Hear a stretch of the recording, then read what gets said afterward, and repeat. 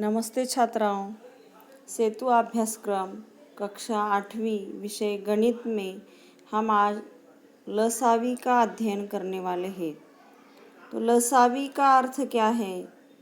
तो लसावी यानी लघुत्तम सामान्य विभाज्य। लघुत्तम सामान्य विभाज्य।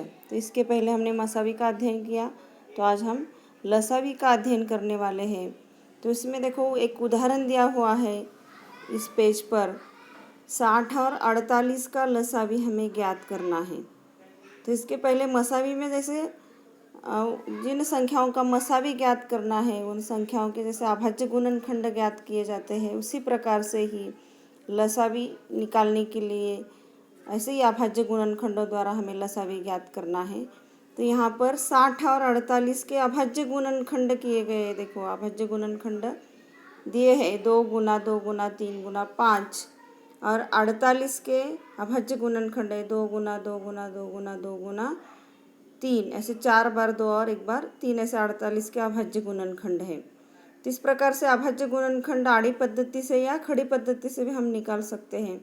और इन अभाज्य गुणनखंडों में से देखो इन गुणनफल में आने वाली जो अभाज्य संख्याएं हैं, तो इसमें दो यह 48 के गुणनखंड में कितनी बार आया हुआ है?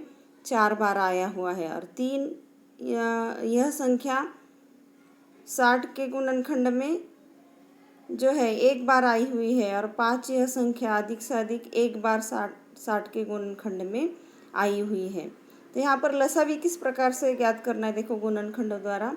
तो पहले क्या करना है, 60 और 48 के जो गुणनखंड है उसके सभी सामान्य गुणनखंड लेने हैं, और फिर बाकी सभी जो गुणनखंड है, बच्चे वाले सभी गुणनखंड गुना में लेने हैं।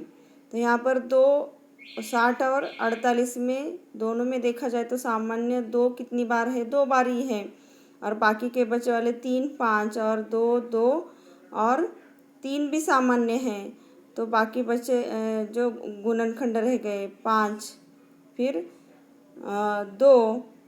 2 बार 2, और इस प्रकार से ये सभी जो गुणनखंड आएंगे सामान्य और जो सामान्य नहीं है, ये सभी अभाज्य संख्याओं का गुना करना है।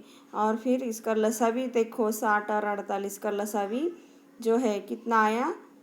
10 गुना 24 किया है, फिर आगे उन गुणनखंडों का, और उसका उत्तर आया 240। तो इस प्रकार से इन दो संख्याओं का लसावी ज्ञात करना है। आड़ी पद्धति से या खड़े पद्धति से भी तुम अभाज्य गुणनखंड ज्ञात कर सकते हो। तो उसी प्रकार से 3 संख्याएं यहाँ पर दी गई है, 18 30 और 50 का लसावी ज्ञात करना है। तो इसी प्रकार से आड़ी पद्धति से इसके 18 30 और 50 के गुणनखंड ज्ञात किए गए हैं। तो 18 के गुणनखंड है 2 गुना 3 गुना 3, 30 के है 2 गुना 3 गुना 5, और 50 के है 2 गुना 5 गुना 5। तो इनमें से गुणनफल में अभाज्य संख्याएं 2 3 और 5 यह संख्याएं आई है। तो संख्या 2 कितनी बार आई है? तो तीनों में 2 क्या है? कॉमन है। और 3 सिर्फ दोनों में भी कॉमन ले सकते हैं हम, यानी दोनों में भी हम सामान्य निकाल सकते हैं। तो 3 दोनों में मतलब 18 और 30 में 3 सामान्य है। फिर बाकी 5, फिर ये 30 और 50 में 1 बार सामान्य है। और फिर इस प्रकार से दोनों में भी सामान्य ले सकते हैं, तीनों में भी सामान्य ले सकते हैं, और फिर बाकी बचे हुए सभी अभाज्य संख्याएं गुना में लेना है। मतलब 2 एक सामान्य आया, फिर एक 3 सामान्य आया, और एक 5 सामान्य आया, फिर बाकी जो बचे रह गए 1 बार 3 सॉरी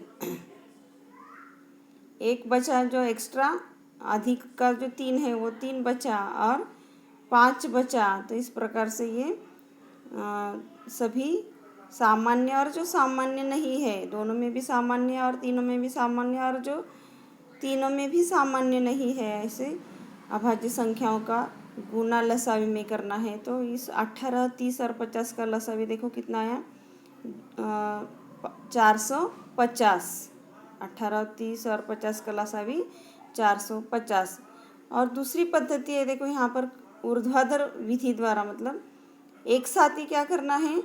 तीनों के अभाज्य गुणनखंड ज्ञात करने हैं। तो यहाँ पर देखो, तो यहाँ देखिए 16 16, 28 और 40 का यहाँ पर लसावी एक साथ किस प्रकार से ज्ञात करना है, तो तीनों को खड़े स्तंभ में लिखना है।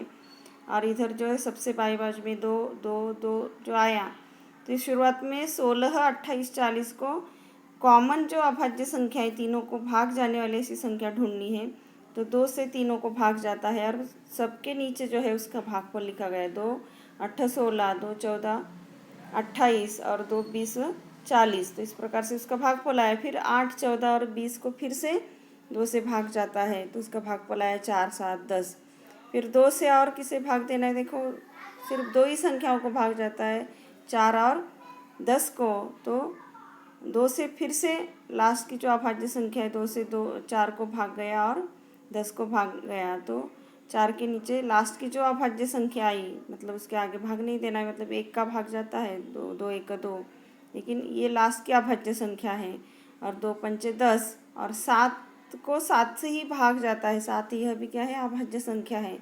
इसलिए इनके नीचे 2 गुना 2 4, 7 का 7 वैसे ही नीचे उतारा गया है, उसका भाजक नहीं लिया गया है।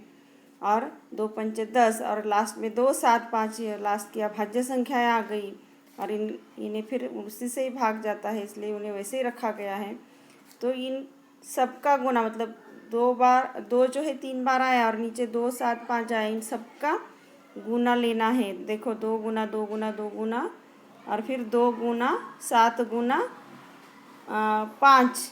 तो इस प्रकार से सबका गुना कितना आया, 560। ऐसे एक ही खड़े ऊर्ध्वाधर पद्धति से भी हम एक ही बार क्या कर सकते हैं, उसके लसावी के गुणनखंड ले सकते हैं और लसावी ज्ञात कर सकते हैं।